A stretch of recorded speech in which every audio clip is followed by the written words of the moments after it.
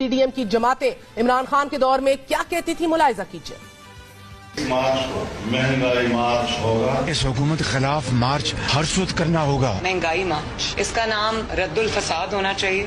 عوامی مارچ کا ابتدا آج سے شروع ہو رہا ہے۔ یہ ڈالر کو کنٹرول کر سکے، نہ یہ مہنگائی کو کنٹرول کر سکے، اس سے زیادہ منحوس حکومت پاکستان کی تاریخ میں آج تک نہیں آئی، اس سے زیادہ منحوس حکومت پاکستان کی تاریخ میں آج تک نہیں آئی۔ ٹیکس کا طوفان کھڑا کر دیا ہے، مہنگائی کی سونامی میں عوام ڈوب رہے ہیں۔ ایک دن میں 5 روپے قدر گر رہی ہے پاکستانی روپے کی، ڈالر بڑھ رہا ہے، ڈالر بڑھ رہا ہے، ڈالر بڑھ رہا ہے۔